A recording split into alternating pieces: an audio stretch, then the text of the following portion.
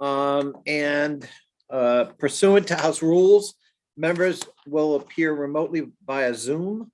Everyone's familiar by now with Zoom, but let me remind you of a few points. House rules require that we see you, so please have your cameras turned on at all times. Second, members who are not recognized should remain muted to minimize background noise and feedback. Third, I'll recognize members verbally, but members retain the right to seek recognition also verbally. In regular order, members will be recognized by seniority for questions. Lastly, if you want to be recognized outside of that regular order, you may identify that in one of several ways. You may use the chat function to send a request. You may send an email to the majority staff, or you may unmute your mic to seek recognition.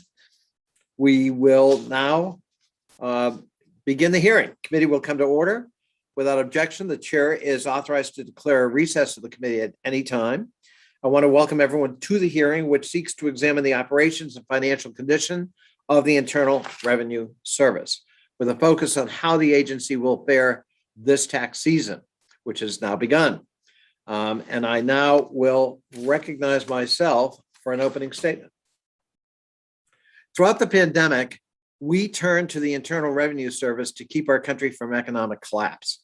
After decades of partisan attacks and the intentional starvation of the agency, we asked the agency to accomplish the impossible, to process nearly 150 million tax returns worth $365 billion, issue 479 million pandemic stimulus payments totaling $812 billion, and send child tax credit payments to 36 million families totaling $93 billion, thereby lifting 1/4 of children in the United States out of poverty. These evolving responsibilities and requirements did not always go smoothly. More than 195 million people called the IRS for help during the 2020 filing season, which is nearly 4.5 times more calls than it received in 2019. Unfortunately, about 82% of those calls received busy signals or disconnections, and the taxpayer simply hung up out of frustration. The IRS is entering the tax season with a massive backlog of about 23.5 million tax returns and pieces of correspondence related to last year's tax season. We're asking the IRS to boil the ocean.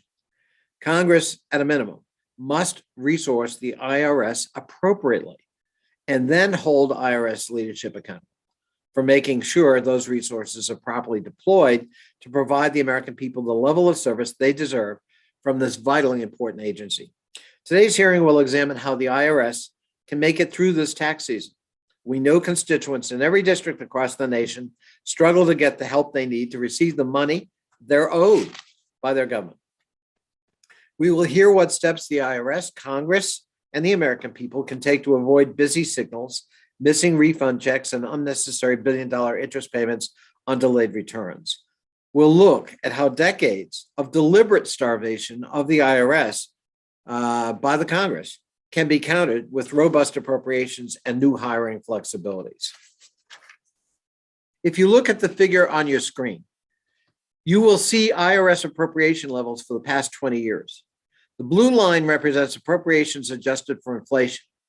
From 2010 to 2019, 9 years, you'll see a steady decline in appropriations with a nadir in 2019. In the past 2 years, the years that coincide with Democratic control of Congress, you'll see a reinvestment in the IRS. This chart does not include $1 billion appropriated to the IRS in the American Rescue Plan that is targeted for long overdue IT modernization.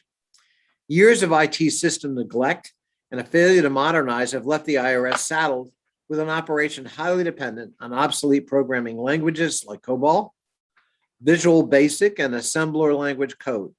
Most of these languages are not even taught in schools anymore.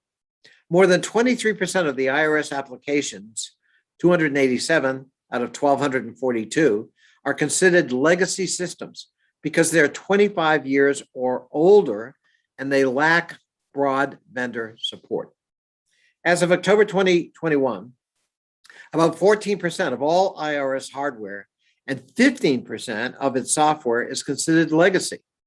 It's unacceptable that so many software programs are 2 or more versions behind the most recent vendor released updates. While the IRS knows these legacy systems hamstring its potential, the agency can't say what it will cost to modernize those systems because of the way the agency is required to report costs to the Office of Management and Budget.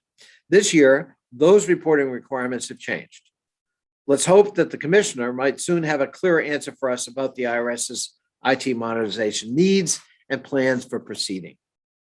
The IRS staffing trends tell a similar dismal story. If you look at the screen again, you will see that the size of the IRS workforce shrunk from fiscal year 2010 through fiscal year 2018. In recent testimony before the Ways and Means Subcommittee on Oversight, Commissioner Reddick stated that staffing levels at IRS, currently hovering around 79,000, are close to those of 1974, almost 40 years ago. Actually, almost 50 years ago. IRS enforcement staffing levels have decreased by 30%, while real gross domestic product increased by 29%, and filing population increased by 14%. Over the next 6 years, Commissioner Reddick, you stated that you estimate you will need to hire 52,000 employees just to maintain current understaffed levels. The severe financial, technical, and staffing problems at the IRS were predictable and a direct result of years of partisan hostility here in Congress, reckless investigations, and unwarranted budget cuts. And today, as we head into this year's tax season, the IRS often finds itself gasping for air. I hear from constituents every day who are battling the IRS online, telephone, and in-person systems to get their refund, money they need to buy medication, groceries, or their children's school supplies during a pandemic. I've assisted an increasing number of constituents during the pandemic who are struggling to file taxes on behalf of recently deceased loved ones, for example, a process the IRS sometimes does not get right. I have a family in my district who filed their taxes out correctly, but nonetheless have been threatened with hundreds of dollars in fines because someone within IRS keyed their return inaccurately. This family has been working since 2019 to find anyone within IRS to listen, to let them show the IRS they did everything right. Every member attending this virtual hearing has heard from constituents who cannot reach a customer service representative, people who spent countless hours on hold on the phone or could only reach a busy signal. And they're frustrated that the online Where's My Refund tool fails to give them information that could help avoid having to make the call in the first place.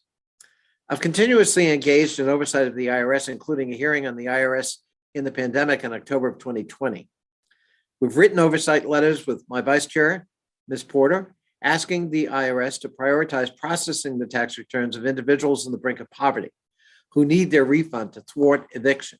I've asked about ways to help address and prevent backlogs. Most recently, we've joined again in encouraging our appropriators to give the IRS the funding they've requested in order to make the investments they need to staff and to provide modern IT to be better serve taxpayers. We're here today to find ways to help IRS succeed. One no-brainer is to support the $80 billion investment in the IRS within President Biden's Made in America tax plan. The Independent Congressional Budget Office estimated in response to a request of information from Senator Lindsey Graham of South Carolina that the $80 billion investment requested by President Biden would increase revenues by $207 billion, thereby reducing the federal deficit by $127 billion through 2031. The other no-brainer is requiring the IRS to invest in 2D barcoding technology. Again, partnering with our vice chair, Ms. Porter, we introduced Streamlining IRS Operations Act, which would require the IRS to use scanning technology on any paper return generated using tax prep software. And I congratulate Ms. Porter for her leadership in that legislation and in bringing this issue to the forefront. When enacted, this legislation would help eliminate the IRS backlog and increase accuracy because it removes the need for IRS employees to transcribe every digit and letter from a paper return, which of course has a high error rate. The Taxpayer Advocate Service has recommended the implementation of this technology for 18 years. And GAO also noted that the scanner technology benefits outweigh any perceived costs. That's actually a pretty strong stance for GAO. I look forward to hearing from the Commissioner and the National Taxpayer Advocate today.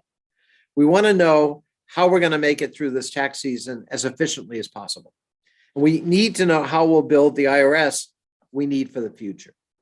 We need to hear your vision, Commissioner Reddick, for how to put the IRS on terra firma with hopefully strong congressional support, and how we write the course an essential agency attempting to rebuild itself from years of underfunding and disinvestment. With that, I now recognize the distinguished ranking member, Mr. Heiss, for his opening statement. And after that, we will recognize the Vice Chair of the subcommittee, Ms. Porter, for her opening statement.